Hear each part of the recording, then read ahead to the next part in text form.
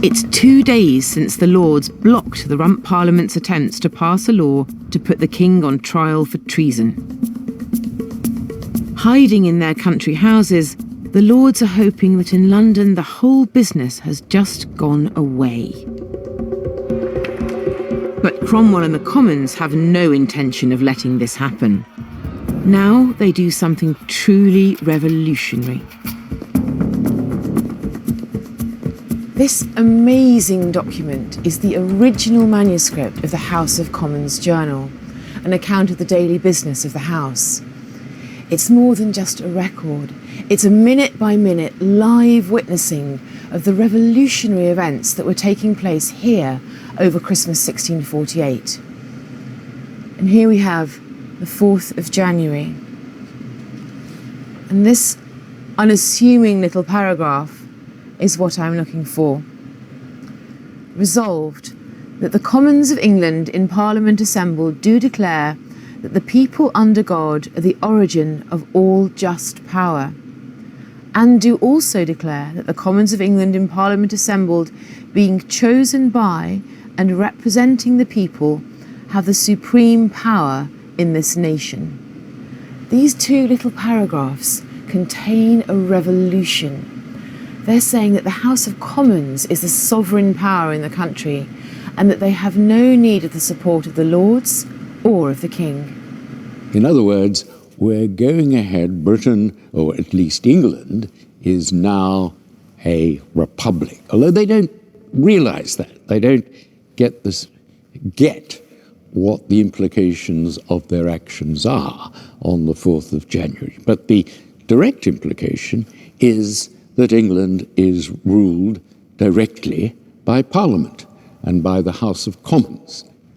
You know, it feels really kind of technical and you know, picky to us, but it's a kind of constitutional revolution, because what's happening is the Commons is passing an act without any intervention from the Lords, without any intervention from the King. So that in itself, well, let's say it was revolutionary. And it's sort of circumventing parliamentary process, it's laughing in the face of the rule of law. And as Charles himself says, actually, you know, if power without law can make law, can alter the fundamental laws of the kingdom, then, you know, no subject is safe in his person or his property. In politics, everything is moving towards putting the king on trial. The country is inching closer to calling the king to account for his role in the bloodshed of the Civil War. But God is never far from politics, and despite the revolution in parliamentary procedure, those in power still want reassurance of divine approval. And in Abingdon, Elizabeth Poole, who a week earlier prophesied that Parliament was the protector of the nation, now has a new vision. So Elizabeth went back to the council on the 5th of January. Yes, and that was also when she produced this. Wow. Which is a publication of her vision. So she went public with what she was telling them. She sold her story to the papers. Pretty much, yeah. What did she actually say? Well, this is where I would suggest that what she did was offered a gloss on her vision. Whereas the vision had been interpreted by the Council of State as this immensely ego-salving tale of them as healthy young men.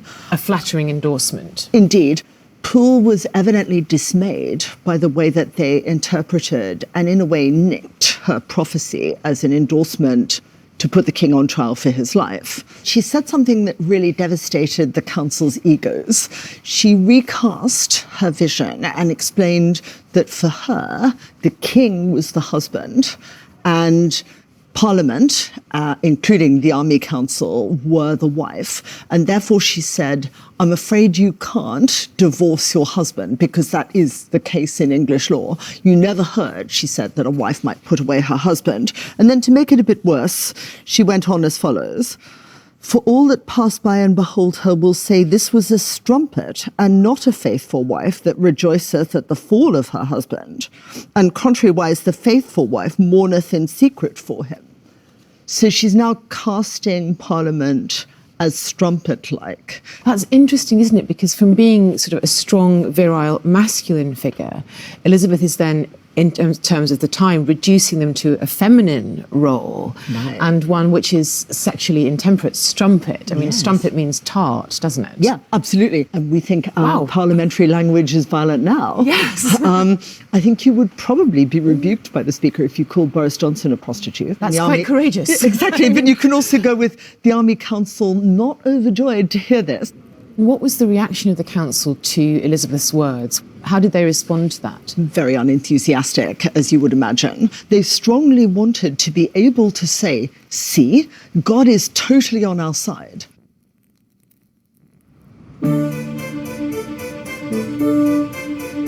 The 5th of January is known as Twelfth Night,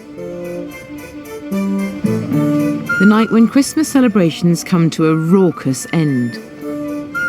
It's a night of misrule, when lords become servants and servants lords. The world is turned upside down.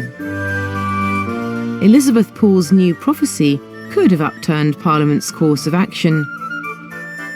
But for Cromwell, events have now overtaken any doubts. In his providential worldview, the fact that the Commons are now the sole power in Parliament shows where God's favour lies. So for Cromwell on Twelfth Night, everything is, ironically, in order. But for Charles, this night of misrule is fast becoming a permanent reality.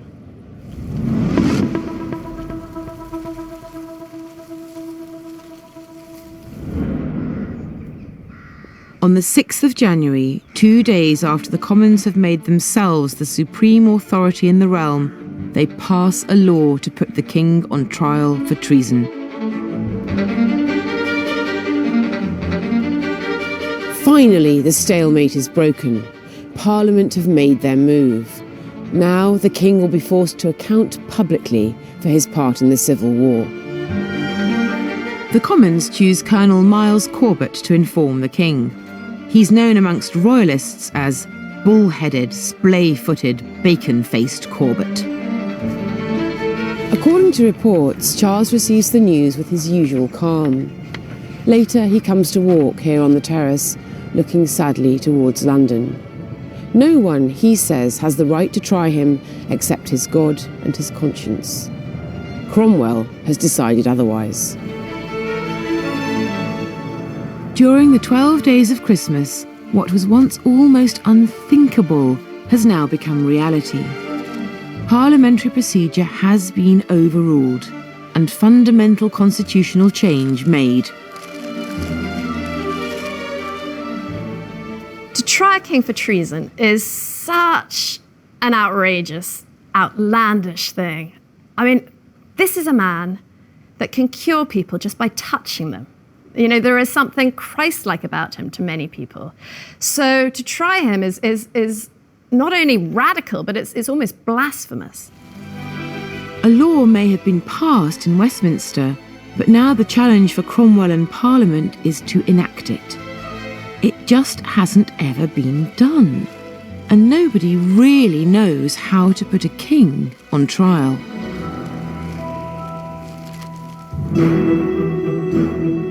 Next time, the tension rises in London. The people of London are in a state of great uncertainty, they're fearful, they're edgy. Some of Cromwell's allies get cold feet. We're talking about deal or no deal. It's being called bargaining with menaces. And Parliament struggles to find enough men willing to look the king in the eye and sentence him to death. They knew that most of these people would not take part.